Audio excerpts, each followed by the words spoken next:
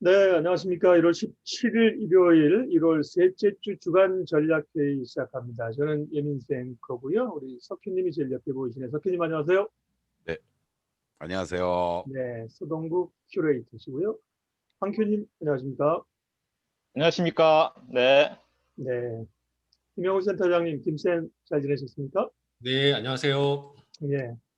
자, 만만치 않은 또 이번 주 시장 전략회의 하겠습니다. 일단 지난주 시장을 제가 좀 정리를 한번 해봤는데요. 지난주 시장부터 한번 자 화면을 좀 보면서 얘기를 하도록 하겠습니다. 공이 보이시나요? 네, 잘 들어왔습니다. 잘 보입니다. 일단 코스피는 전주에 우리가 봤지만 주봉찬드인데요. 거의 10% 올랐거든요. 전주에 1월 첫 주에 너무 달렸잖아요. 그러니까 전전주에. 그러니까 전주에는 2% 조정을 받았고요. 근데 보면 아직 이 5일선이나 주요 이평선하고 아직도 거리가 멀다는 얘기죠. 그게 이제 이번 주에도 조금 이평선을 기다려줘야 되는 조정의 가능성이 좀 높다고 볼 수 있는 거고요. 보면 이평선이랑 아직 주봉이긴 합니다만 아직 떨어져 있잖아요. 그죠? 1월 첫 주에 강세가 워낙 강했고요. 2% 조정이었는데 코스피가 장중에는 월요일날 하루에 170포인트를 위아래로 흔들고 100포인트는 뭐 예산일이야. 그만큼 변동성이 이제 커진 상황인데요. 종가 기준은 사실 뭐 2% 정도면 그 전주에 10% 오른 거에 비하면 양호한데 변동성이 커졌다. 코스닥도 2% 조정받았는데요. 2.36%인데 코스닥은 보면 이평선이 있잖아요. 그죠? 확실히 코스피가 위로 겁나게 많이 달려갔었다는 걸 우리가 이제 알 수 있는 상황이고요. 해외 지수 체크하도록 할게요. 네. 보면 다우지수도 조정이긴 한데요. 다우지수도 조정이긴 하지만 역시나 보면 이게 뭐 이평선에 붙어 있거든요. 그러니까 편안하게 올라가는 거잖아요. 그죠? 주간인데요. 지난주에는 다우가 0.9% 조정받았습니다. 우리 시장보다는 얌전하게 갔고 나스닥도 우리가 좀 밀렸다고 생각하는데 1.5% 밀렸으니까 우리 시장보다는 덜 밀렸어요. 역시나 이평선에 붙어서 올라가고 있어서 위에는 좀 부담이 되지만 어떻게 보면 뭐 그렇게 글로벌 증시가 샥을 받았다고 볼 수는 없는 거고 우리 코스피가 꽤 많이 이제 흔들렸었던 상황들이고요. 달러 인덱스가 90.75까지 이제 올라왔죠. 89에서 지난주에 올라왔습니다. 달러가 조금 지난주에 올라왔고 원화도 상승했죠. 원화는 약세로 1099원까지 올라온 상황들이고요. 그리고 미국 10년물 국채 금리 동향이 중요한데 국채는 1.087 지난해 1.14, 15까지 갔었나요? 최영호 센터, 김쌤 그 정도 갔었죠? 네네, 네, 18로 제 기억합니다. 네, 이제 1.08로 조금 떨어진 상황인데 금리 상승에 대한 부담들을 가지고 있고 달러는 90.77 조금 전에 보인 것들이 좀 올라왔고 원화도 받고 비트코인은 34,200에서 움직이네요. 루비니의 저주라고 루비니가 이제 비트코인 떨어질까 그래서 그런지 지난주에는 4만 달러 넘었었는데 3만 4천 불, 5천 불 움직이고 있고요. 지난주는 보면 실세 금리 인상에 대한 부담들을 시장이 상당히 가졌다. 그리고 미국 정치권에서의 혼란, 트럼프 탄핵이나 뭐 폭력 사태 우려 가능성, 또 바이든이 1.9조 달러 추가 보양책을 발표했는데도 불구하고 이제 뉴스에 팔자 차익 매물이 좀 나왔던 거죠. 게다가 국내 증시는 변동성 확대됐고 동학개미의 나홀로 순매수로 버티기 어려웠고 3월 16일 공매도 재개에 대한 우려들이 좀 있었다고 볼 수가 있는 거겠죠. 지난주 흐름들 대충 그렇게 정리했고요. 네, 이번 주 어떻게들 보시는지 얘기 좀 하시죠. 네. 일단 뭐 보통 제가 먼저 얘기를 하는 스타일이 돼버렸는데 네. 일단 지난주에 제일 많이 나왔던 얘기가 금리 1.2% 미국 국채 금리 얘기하면서 테이퍼링 얘기 나온 게 일단 많이 얘기하는 부분이잖아요. 자료 잠깐 보면서 얘기하죠 뭐. 네. 그래서 잘 보이시죠? 그 센트럴뱅크에서 키 팔로시 레이트에서 나온 게 지금 금리들 움직인 거 지금 현재 상태가 여기잖아요. 네. 그죠? 이 부분에서의 이제 뭐 금리에 대한 부분들 다 이제 걱정을 하는 부분인데 이것이 실제로 금리가 만약에 올라간다 하더라도 과거에 그럼 금리가 올라갈 때 주가 지수가 빠지는 게 맞냐? 일시적인 노이즈는 돼요. 자금 일시적인 뭐 회수라든지 뭐 이런 얘기가 나올 수 있으니까. 근데 현실적으로는 다음 페이지를 내가 찍어보면 지금 이게 한 10년 넘게 나온 차트예요. 지금 오른쪽에 그림이 지금 2020년 들어와서 파란색이 지금 다우지수고 지금 보라색으로 보이는 게 미국 10년 금리예요. 지금 얘가 지금 이렇게 올라오는 거잖아요. 그죠? 그래서 실제로 이렇게 올라오는 것 때문에 신경 쓰는데 과거에 금리가 이렇게 올라갈 때 같이 올라가는 경우도 많아요. 이렇게 큰 트렌드로 보면. 그럼 뭐냐면 실질적으로 경기가 반영이 돼주면 금리에 대해서 너무 이렇게 우리가 긴장도를 갖지 말자는 거지. 원래 이제 뭐 금리와 주가는 반대로 움직이냐 하면서 그런 관점하고 자금을 회수하는 부분인데 실제로 경기가 활성화되면서 물가 오르는 것, 그거로 인한 금리 반영 이렇게 보는 거라서 일단 그런 노이즈는 계속 있을 수는 있겠다. 그러면 다음 화면을 보면 실제로 이게 페드 와치가 앞으로 기준금리 어떻게 될까를 보는 건데 이게 1월 27일인가 언제 날짜가 잡혀 있잖아요. 거기에 대한 확률치가 100% 현재예요. FOMC 1월 26일, 28일 아니에요? FOMC 회의? 26, 27. 여기 미팅 데이트가 1월 27일로 나와 있어. 지금 여기. 우리 이틀, 시간으로 보면- 28일. 이틀 하는데 네. 이틀 하는데 보통 둘째 날 결정을 하기 때문에 20일 네. 맞는 그렇지. 거지. 예. 26, 27 그런데 여기 보면 하고, 100%로 나와 있어. 네. 그래서 확률적으로 그 동- 현재의 금리가 움직일 것 같다는 그건 없어요. 음, 페드워치로 보면 이걸 되게 많이 참고를 해요. CME의 페드워치를. 그래서 그러면 이 금리 움직임에 대한 거는 제일 많이 꺼낸 게 물가지수 있잖아요. 소비자 물가지수. 근데 소비자 물가에 영향을 주는 제조업에 대한 PMI가 이제 계속 발표가 나올 건데 아직까지 이쪽 제조업 쪽은 아직 시퍼래요. 아직은 이게 뻘거면 그 떨어진 거 팔아지는 게 이제 좀 좋아지는 쪽으로 보는 거잖아요. 어쨌든 그죠? 그러니까 이게 지금 그 금리 영향을 주는데 아직 이 서비스 PMI로 오면 여기는 아직 빨개요. 그러니까 별로 안 좋은 거예요. 아직까지. 그러니까 동시에 두 개가 다 살아나야 되는데 제조업하고 서비스업하고 이쪽이 다 살아난 건 아닌 거기 때문에 함부로 막 금리라든지 이런 걸 막 건드리는 상황은 아니라는 거죠. 그럼 다음 그림이 뭐냐면 실제로 인플레이션 러닝에 대한 부분도 지금 여기 보면 파랗게 돼 있잖아요. 모자이크인데 뭐 이상한 사람 나올 때 모자이크 처리하는 것처럼. 이게 각 나라의 나라, 미국부터 해서 여기 코리아도 있어요. 코리아도 있고. 그래서 여기에 대한 지금 최근에 10월, 11월 달 분위기를 이렇게 잡아주는 거예요. 지금 인플레이션에 대한 부분을 어떻게 봐야 되는지. 그래서 지금 여기 이제 살짝 플러스 보는 건데 이 파란색이나 이런 것들은 레벨을 보여주는 것 뿐이에요. 현재 레벨이 트렌드보다 위다 아래다. 그러니까 트렌드보다 아직 밑이다. 뭐 트렌드보다. 그러니까 이제 파랗게 돼 있는 거니까. 자, 정리해 보면 아직 제조업은 조금 살아나는 기운이 있지만 서비스업은 아직은 아니고, 그다음에 인플레이션에 대한 부분은 아직은 트렌드에 대해서 너무 과민하게 얘기할 건 아닌 것 같다. 그리고 지금 미국의 지금 그 GDP를 반영하는 게 지금 68% 정도가 내부 소비거든요. 그죠? 그래서 이제 이게 가장 나온 그 따끈따끈한 데이터를 봤을 때 금리가 오른다 하더라도 긍정적으로 봐야 되는 부분도 좀 있다. 노이즈는 분명히 있을 수 있다. 이제 그런 부분을 저는 접근하는 거고, 여기에 대해서 지금 액티브 마켓에 지금 우리나라가 지금 제일 중요한 건데 2020년도에 45% 오르고 2020년 4Q에 그러니까 4분기에 38%인가 이렇게 오르는 이게 굉장히 과하게 글로벌로 봤을 때도 저희 1등이잖아요. 그죠? 근데 이런 거에 대한 한 조정 국면이 있어야 되는 부분으로 그 심리적으로도 연결이 된다. 저는 이제 그렇게 보는 거고, 그러면 현재의 조정이 그 우리가 이평선에부터 이격을 많이 얘기하는데 그럼 이격에서부터 얼마큼 줄어들어야 좋겠냐 하는 부분, 그 부분이 이제 우리가 봐야 되는 관건인데 이제 예전 거 따져보니까 한 2,780이라는 숫자도 나오고 2,800도 나오고 좀 그러긴 해요.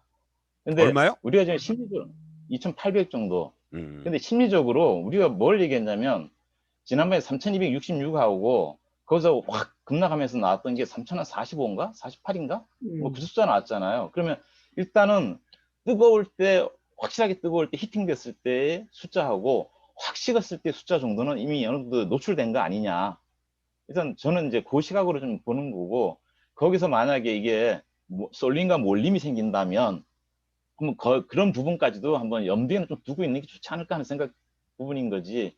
지금 이걸 갖다가 막 모든 거를 네거티브하게 볼 부분은 아니다. 차라리 뭐 금리 얘기라든지 인플레이션 얘기라든지 이런 것들은 전반적으로 뭐 돈을 많이 쏟아부었더니 돈 가치가 떨어진 건 맞지만 불쏘시개 역할을 좀 잘하고 있는 거 아니야? 뭐 이런 관점으로 저는 좀 접근을 하고 보고는 있어요. 그렇지만 한편으로는 항상 주머니를 차고 있는 거고 실준비도. 그래서 지금 이게 그 MSCI 지수에 나오는 포워드 퍼예요. 포워드. BR. 포워드 퍼인데 우리나라 MSCI이기 때문에 여기 있는 그 포워드 퍼의 코리아는 지금 14.3으로 나와요. 근데 이 14.3은 MSCI의 코리아 인덱스는 그 컴포넌트가, 그러니까 컨스티튜언트가 107개 종목이에요. 그러니까 우리 가급적 시가총액 상위에 있는 애들로 돼 있으니까 하단에 있는 애들까지 따져서 얘기할 계제는 아니지만 이 그림만 봤을 때 우리나라는 아주 높은 건 아니에요. 사실 다른 나라에 비해서는. 지금 인디아나 뭐 이런 데 보면 이머징 시장이구나. 이머징. 그래서 미국이 안 나오는구나. 그렇죠. 이머징으로. 예. 예. 그래서 뭐 터키 같은 데는 뭐 바닥 빅백 드는 데도 있고 뭐 터키랑, 이런 정도고. 터키랑 비교하시면 섭섭하고. 대만 예. 18.3. 내가 저기 올 컨트리나 아니면 뭐 음. US 뭐 이런 거랑도 비교할까 하다가 뭐 근처에 있는 나라들 그냥 한번 해봤어요. 자료는 또 나중에 또 필요하면 또 보여드리도록 그렇게 할게요. 네. 일단 제가 정리한 내용은 이 정도에서 마쳐야 될 것 같습니다. 아이고, 오늘도, 그래서, 예. 저는 여기까지만. 예, 오늘도 아주 뭐 좋습니다. 좋은 자료 많이 보여주셨고요. JP 모건 자료를 많이 오늘 보여주셨는데, 제이미 다이먼한테 사용해도 된다고 통화하시고 하는 거죠? 뭐 어떻게 봐야 될지는 가서 봅시다. 그거는 우리가 결정하는 게 아니니까. 네. 그러게요. 인용을 해도 상관은 없는 건가? 그럼요. 보시면 그러니까 거기다 넣어줘야 돼. 아까처럼 어디를 그럼. 쓰는 걸. 아까 저기 소스원을 넣어주는 게 소스를 예의. 그럼 되는 거죠. 레퍼런스를 밝혀주면 전혀 상관없고 자기 것처럼 쓰면 이제 문제가 되는 안 거죠. 되는 거고. 그렇죠. 네. 우리 김쌤은 어떻게 지난주에 그 전에 우리 황큐님 고층 빌딩에서 이렇게 달려갈 때는 그냥 앞만 보고 유리창을 열심히 닦는다 그러는데 지난주 열심히 앞만 보고 유리창 닦으신 성과는 괜찮았나요? 지난주에 1승 1패 아니 1승 1무 3패 했어요. 3패. 3패 했는데 손실률은 작아요. 그러니까 이게 그 지수를 뭐 데이 트레이더가 지수에 벗어날 수가 없는데 가장 최악인 게 뭐냐면 하락한 다음에 L자로 가면 그게 방법이 없어요. 그러니까 하락해도 좋으니까 변동성이 있으면 그렇죠. 데이 트레이드는 매매를 할 수 있는데 내려와서 겨버리니까 튈 방법이 없잖아요. 그러면 오버나이트를 해야 되는데 오버나이트는 상당히 또 위험 수위가 더 올라가는 거고 데이 트레이드스는. 그러니까 지난 금요일 날이 제일 마음이 안 좋은 날이었어요. 근데 그날 제가 하나 이거는 뭐 제 개인적인 건데 레버리지 매매를 했어요. 그러니까 손실이 났을 것 같지만 그날 그래도 최종적으로 제가 위너를 하고 나왔습니다. 그래도 그 장에서. 네. 제 자랑이에요. 깨알 자랑. 네. 나중에 계좌 까주세요. 김영우 센터장님은 오늘은 좀 뭘 얘기하실 거예요? 네, 준비한 걸 좀 바로 보여드리고 싶은 게 좀 아까 황큐님 말씀 들어보니까 되게 여러 개가 생각이 났는데 예. 오늘 제가 이제 드리고 싶은 말씀은 중국 얘기 하나랑 그다음에 아까 그 시장이 어떨 것 같냐라는 질문에 대한 부분인데 그거 먼저 좀 말씀을 드려볼게요. 사실 저는 연준의 입이 항상 문제가 됐던 걸로 기억을 해요. 예를 들어 페드에서 항상 뭐 테이퍼링 하겠다, 그 유동성을 좀 줄인다든가 그 다음에 본의 아니게 금리를 올려야 되는 상황으로 자꾸 몰리게 되면 이라고 가정을 해보면 그때가 이제 위험해지는 거거든요. 근데 그런 걸로 단서를 잡을 수 있는 게 이제 물가를 많이 우리가 보지 않습니까? 물가가 상승하는 부분인데 지금 생각보다 물가가 이제 이 한파도 그렇지만 식음료 쪽에서도 이게 생각보다 지금 화면 보여드리면 네. 이게 이제 제가 좋아하는 ETF, 그러니까 작년 여름에 그 중국에 산샤댐 홍수 났다고 기억하시죠? 네네. 홍수 나서 막 범람한다고 무너진다고 막 난리 난 적이 있었어요. 그래서 그때 왠지 그렇게 되면 경작지가 다 침수가 돼가지고 힘들어지니까 아마 이 흉년이 오겠다 생각을 했던 거죠. 제 생각에는. 우리도 왜 논에 홍수 나면 벼다 넘어져 버리니까 그거 생각하고 이제 농산물 ETF를 시작을 했는데 이게 너무나 지금 이 가격을 보시면 알지만 이제 이 3대 농산물 ETF가 지금 삼성하고 미래에셋 이렇게 두 개가 있더라고요. 근데 아, 삼- 국내에도 그 농산물 ETF가 있어요? 있어요. 오. 근데 그 에그로, 3대 에그리. 농산물이 네.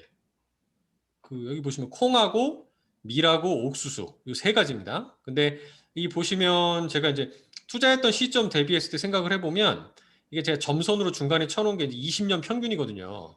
근데 이게 다 20년 평균을 다 이게 넘어버렸죠. 상회했네. 상당히 지금 높이 올라갔고 이게 2011년도 이때가 언제였냐면 이때 되게 높았잖아요. 중간에 보시면은 이때가 언제였냐면 저희 그 아랍의 봄이라고 기억하시죠? 저쪽에 이집트나 뭐 저 예, 시리아 예. 쪽에서 예, 그때 이제 이 시위가 나고 그렇죠. 곡물 파동 나고 난리 났던 때였어요. 그러니까 이때가 저 다시 찾아보니까 역사를 러시아 지역에서 밀이 많이 생산이 되는데 이게 흉년이 들어가지고 예, 그때 흉년이 들어서 곡물 가격이 치솟다 보니까 난리가 났다라는 얘기를 하는 거죠. 그러니까 저는 이걸 말씀드리는 게 이제 정쟁의 불안 이런 것도 있겠지만 이게 이제 농산물 가격들 지금 이제 뭐 농산물 쪽 리포트들 제가 찾아보니까 곡물가가 너무 놀라서 지금 사료값이 또 파동나고 장난이 아니랍니다. 그럼 이게 이제 시차를 두고 우리 식탁 물가부터 해서 물가 상승 지표를 잡는 핵심 네. 요소들이기 때문에 지금 당장은 아니어도 지금 뭐 겨울도 라니냐니 막 난리잖아요. 근데 이게 올해 여름 지나서 이렇게 되면은 이제 정책 당국 입장에서는 예상했던 것보다 물가 압력을 빨리 받을 수도 있겠다라는 우려가 좀 들었어요. 첫 번째가. 그리고 두 번째는 여기 제가 표시는 안 했지만 유가도 스물스물 올라옵니다. 예. 전기차 타고 막 기름 안 쓸 것 같은데도 일단은 유가도 지금 50불대 위로도 올라왔다는 점도 좀 주의해서 봐야 되는 거 아닌가. 근데 저는 그렇기 때문에 오히려 주식이 좀 조정이 나오더라도 지금 연준에서도 단기간에 뭐 바로 금리를 올리겠다 말을 못 하고 있는 요소가 아닌가라고 저는 생각을 하거든요. 그래서 투자 환경에는 크게 무리는 없지 않을까. 그러니까 조정이 나와도 뭐 제가 볼 때 확실히 연준에서 테이퍼링을 하겠다라고 표명하지 않는 그 전까지는 네, 아까 그 황초님도 말씀하셨지만 실물이 돌아선 게 아니기 때문에 이 유동성 환경에 의지해서 시장은 계속 좀 가지 않을까로 전망을 하는 입장입니다. 네, 하시죠. 네. 이게 이제 지금 우리가 그 원자재 가격 급등에 따라서 지금 뭐 10년, 20년 평균 가격을 다 넘어섰고 네. 문제는 뭐 예를 들어서 음식료 쪽이라든가 이런 쪽에 제품 가격에 전이를 해야 되는데 사실 네. 그걸 지금 못 하고 있단 말이에요. 그렇죠. 예를 들면 사료 쪽 같은 경우에도 지금 그 제분회사들이 원맥이 워낙 올라가가지고 원맥 수입에 차질을 지금 빚고 있대. 맞아요. 그렇게 되고 그리고 예를 들면은 그 사료를 생산하는 농협 사료라든가 이런 쪽들은 농민들한테 사료 가격이 인상이 된 부분을 반영을 해줘야 되는데 정부에서 지금 그걸 못 막고 있단 말이에요. 네네. 그러면은 그거는 그렇다 쳐. 그러면 우리가 음식료 쪽들에 있어서는 뭐 풀무원 두부 가격도 뭐 조금씩 계속 올라간다고 하는데 만약에 거꾸로 제품 가격에 전이가 안 되면 얘네들의 영업이익률은 그만큼 또 떨어지지 않겠느냐. 그래서 그렇네. 그거를 나중을 생각해서라도 매수를 해야 되느냐 아니면은 음식료 쪽들을 어떻게 접근하는 게 좋은지 그런 측면으로는 어떻게 생각들 하세요? 아, 이거 어렵다. 그러니까 네. 포스트 푸시 요인을 갖다가 강제로 억누르고 있으면 네. 거기에 해당하는 공급 업체가 있고 그걸 갖다 수요를 하는 업체가 있을 텐데 서로가 반대 논리일 거 아니에요, 그죠? 그러니까요. 아니, 근데 기본적으로는 이제 이게 아니, 매매 생산자 관점으로 물가지수와 얘기를 소비자 합니다. 우리 물가지수네. 투자자들한테. 네, 아니 기본적으로는 이 농산물 원자재 가격 오르는 것들이 식품 업체들에게는 원가보다는 크고, 원가 거기다 환율도 지금 오르잖아요, 그죠? 환율도 그렇지. 높기 때문에 이건 음식료 업체들에게는 부담스러운 얘기고, 다만 농산물만 오르는 게 아니라 원자재 값도 막 오른단 말이에요. 근데 예. 원자재 뭐 불이 뭐 동, 니켈 다 올라요. 그러면 또 금속 우리 원자재 뭐 풍산이라든지 LS 이런 업체들은 그게 가격 부담이 아니라 자기네 제품값이 오르는 거니까 긍정적으로 작용을 하더라고요. 그러니까 그거는 걔네들이 그렇게 하고 있단 말이에요 지금. 그러니까 네. 뭐 후팍 그러니까, 가격이니 뭐 이런 것도 야 이제 인상하자 뭐 서로 협상하고 있고 그러는데 아 이거는 그러니까 매매의 관점에서 봤을 때는 음식료들을 접근하기가 참 난해하지 않을까 이런 생각도 드는 거예요. 그래서 그렇죠. 음식료 그런 업체는, 차원으로 접근하는 겁니다. 그런 쪽에서는 접근하기 어렵고, 다만 이제 옛날에도 에그플레이션이 오고 그래서 예, 예. 또 오르는 기업들이 막 있었잖아요. 예를 들면 뭐가 올랐나? 수산주 이런 게 좀 오르지 않나? 에그플레이션 같은 게 오면 오히려 좀 반사이익을 얻는다 그래가지고 요즘 뭐 네, 어쨌든 체감 소비자 물가는 좀 제어하려고 하지 않을까? 체감 소비자 물가는 정책적으로. 네, 어쨌든 정책 거리도 당국의 없는데. 고민이 되게 커지는 이제 중하반기가 될 가능성이 상당히 높다. 그래서 지금도 보면 이게 재고라든가 이런 부분들의 리포트들을 보면 그렇게 아주 여유롭거나 넉넉한 상황은 분명히 아닌 건 맞는 것 같습니다. 예, 어쨌든 농산물 가격이나 원자재도 엄청 올라요. 농산뿐만 아니라 원자재 맞아요. 가격 네. 상승에 대해서는 굉장히 주목할 필요가 있고요. 공유 좀 꺼주십시오, 김쌤. 네, 이제 이번 주 이제 시장 전략 구체적으로 이제 우리 석규님 중심으로 얘기하기 전에 일정만 한번 체크하고 가도록 하겠습니다. 네. 자, 뭐 좀 작기는 하지만 그냥 어차피 아직 보이시죠? 네. 네네. 어차피 달력이라고 생각하고 보시면 될 테니까요. 이번 주에 이제 월요일은 미국은 휴장입니다. 마틴 루터 킹데이 휴장이고요. 중국의 이제 4분기 GDP가 나오는데 YOY로 6.1%라 뭐 나름 괜찮을 걸로 보이고요. 20일 수요일이 이제 바이든 미국 대통령 취임식입니다. 그리고 21일 목요일 날 12통화정책회의가 있고요. 그 밖에는 우리 사회적 거리두기 2.5단계로 그대로 유지를 하기로 했죠. 그다음에 도쿄올림픽 취소 얘기가 지금 계속 나오고 있는 상황이고요. 월요일은 이재용 부회장 국정농단 파기환송 선고일이 있어서 18일 날 월요일 굉장히 중요한 날입니다. 삼성그룹주라든지 울산이라든지 최근에 잘 갔는데요. 그런 게 좀 더 영향을 받을까도 생각이 되고 문 대통령 신년 기자회견 온라인으로 1월 18일 있는데 뭐 거기서야 뭐 경제 얘기보다는 뭐 사면이고 정치 얘기 뭐 이런 게 있을 것 같아서 별로들 뭐 시장에 관심은 없고요. 혹시 뭐 이번 주도 관심은 시중의 실세금리 상승 여부, 그다음에 바이든 취임에 따른 바이드노믹스가 바람이 불까, 그린 에너지나 친환경주 이런 쪽에 이제 체크 포인트인 것 같아요. 석기님 시장 어떻게 보세요? 네. 짤막하게만 말씀드릴게요. 일단은 뭐 이번 주에 바이든 46대 대통령인가요? 예. 그 취임이 전 세계의 가장 큰 이슈가 될 것 같고 그걸로 인해서 정말 어둠의 4년이 이제 지나간다. 그리고 새로운 기대가 환영 주가가 과연 나올 것이냐. 저는 나올 수 있다고 봅니다. 나올 수 있다고 보고 이제 다만 우리 시장만 놓고 봤을 때는 주봉의 모습을 잠깐 좀 같이 보면서 말씀을 좀 드리겠는데요. 화면 보이시나요? 네. 잘 보인다. 그러니까 이제 제가 계속 말씀드리지만 이 지난 2월 달 2250에서부터 3월 16일 날 1439포인트까지 이렇게 순간적으로 급락을 했고 그리고 나서 이렇게 이제 급등을 하면서 이 자리까지 복원을 시킨 2200까지 복원을 시킨 이것은 이제 이거는 우리가 이제 잊어버려야 되는 거예요. 이거는 이제 있을 수도 없는 일이고 앞으로도 안 나타날 거다. 그리고 시장이 여기서부터 이제 이렇게 여기까지 이제 올라왔던 거죠, 사실은. 이게 이제 우리가 얘기하는 2450선 정도. 그러고 나서 요 박스를 친 걸 보면은 근한 3개월 정도 걸리는 거예요. 그러니까 주봉상으로 12개, 13개 이렇게 나옵니다. 그러면서 이제 거래는 급감을 했었고요. 그리고 이제 다시 한번 또 이러한 레이스가 이제 펼쳐진 건데 최악의 경우는 여기처럼 이렇게 뭐 12주까지도 되지 않을까 이런 생각도 들지만 이 당시 때 고객 예탁금과 현재 시장 분위기를 감안했을 때는 이게 뭐 12주, 13주까지 갈 것 같지는 않다. 그렇다면은 이거의 반 정도만 워낙 급하니까 반 정도만 잡아도 뭐 한 4, 5주 내지는 뭐 6주 정도. 그럼 한 달 반. 한 달 반 동안에 이제 박스권의 어떤 움직임이 되지 않겠느냐. 이렇게 예상을 합니다. 특히 일봉상으로 보면은요. 과거에도 작년에요. 거의 고객 예탁금이 20조에 육박하는 이때 8월 달에도 그랬었고 하고 나서는 이렇게 한 2주 정도 이렇게 급격한 가격 조정과 기간 조정 거치고 뭔가 추스리다가 또 이렇게 되고 하는 이러한 모습들이었는데 이번에 이 40조는요.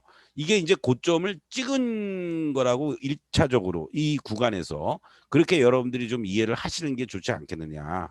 그렇다면은 밑에는 이 밑에 거래대금이네, 거래대금. 예, 거래대금이에요. 밑에 게. 여기가 이제 거래량이고요.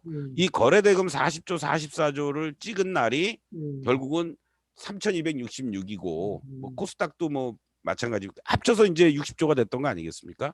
그리고 급격하게 줄었으니까 이 거래대금이 20조 내에서 완만하게 움직여 주면서 횡보 조정을 보일 가능성이 높지 않겠느냐. 그래서 아까 황큐께서는 2,700, 800 정도 말씀하셨는데 현재 모습만을 보면은 시장이 그만큼 아직은 강하니까 올라오고 있는 이 21선 2,900에서부터 2,700, 800 아까 말씀하셨던 그런 라인 정도가 강한 지지선의 역할을 해줄 가능성이 높고 저는 2,900 이상이 잘 유지가 되는 것이 1차적인 관건인데 아주 나이스하다면은 지난 1월 12일 날 3,047포인트 이 자리가 만약에 지지가 돼준다면 이번 주에 오히려 시장은 조정폭도 아주 짧게 갈 수 있는 여건도 충분히 되지 않겠느냐 이렇게 말씀을 드립니다. 그리고 우리가 이제 업종이라든가 종목 위주로 말씀을 드린다면 아까 우리가 이제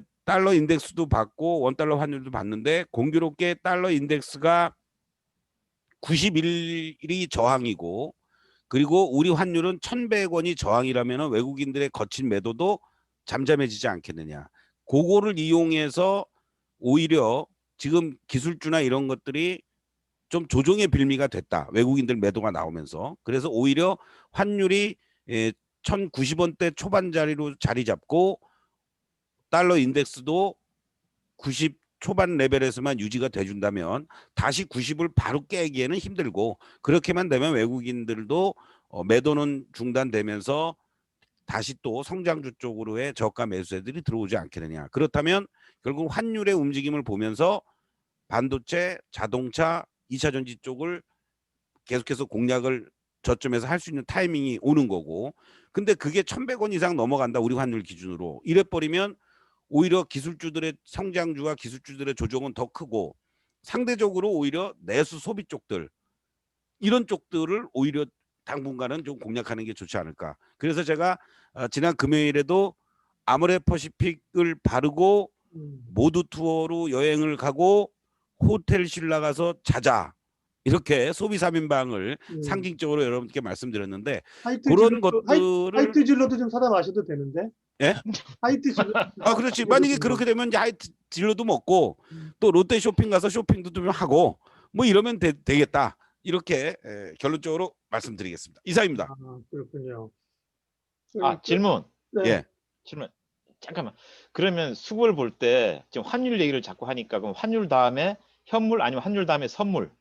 환율, 선물, 현물. 이 세 개가 어떤 연결고리를 가진다면 환율의 영향을 현물이 먼저 받나요? 선물이 먼저 받나요? 환율의 영향을 제가 보기에는 환율은 전체적인 시장의 경제 흐름이라든가 이런 거에 이제 영향을 주는 거고요. 시장에서 테크니컬하게 외국인들의 영향을 받는 거는 선물 쪽이죠. 그래서 최근 들어서의 움직임도 그나마 저는 나름대로 이 상황에서도 긍정적으로 볼 수 있는 게 지난 목요일과 금요일에 걸쳐서 외국인들이 그동안 한 뭐 3조 7천억 가량을 매도 때렸었는데 신규 매수 내지는 환매수가 들어온 흐름들이 이 장에서 이 폭락장에서 나타났다라는 거예요. 그러니까 선물이 결국은 1,100원은 안 넘어가겠구나 환율이 이런 것들을 얘네들이 뭔가 알면서 극단적인 매도를 취하다가 매수의 어떤 움직임으로 매도 친 것도 청산을 하면서 이렇게 한 게 아니냐. 그러면서 이제 뭐 코스닥도 매도 규모가 그렇게 크지는 않고 이제 이쪽 현물 시장 쪽에서도 뭐 5, 6천억 정도를 매도하는 이러한 어떤 그 움직임들이 전개되는 것 같다. 그래서 외국인들의 이 주인은 어차피 동학개미들이고 기관들은 종속적 변수고 외국인이 포지션이 개인한테 붙느냐 기관한테 붙느냐에 따라서 시장의 탄력도가 판가름 나니까 그 기준점은 외국인들은 환율의 움직임 그러면서 매매 포지션은 선물 쪽에서 매수매도 그에 영향을 받으면서 이쪽 현물 쪽이 같이 영향을 받는다. 저는 이렇게 보고 있습니다. 답이 됐나요? 알겠습니다. 예. 네, 그러면 관심 종목 얘기는 안 하시는 건가요, 석희님?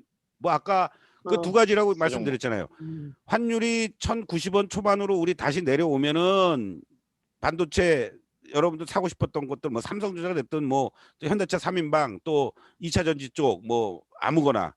근데 만약에 환율이 계속 1,090원 이상 1,100원을 터치하려고 그러고 막 그런 흐름이라면은 그것들의 매수 타이밍은 좀 더 늦추고 오히려 아까 얘기했던 아모레 퍼시픽 바르고 하이트 진로 먹고 모두 투어 여행 가고 호텔 신라 뭐 이런 데서 자자. 이런 소비 쪽들. 그렇게 이제 딱 양분되는 시스템으로 움직이면 좋겠다. 이렇게 말씀드리겠습니다. 네. 화장품을 화장을 하려고 하니 마스크를 써야 되고 호텔을 가려고 하니 지금 3분의 2밖에 안 받고 한국 여행을 가려고 하니 여행을 갈 수 없는 상황이기도 합니다. 현실적으로는. 네. 네. 중요한 얘기 하셨고요. 네. 정리하겠습니다.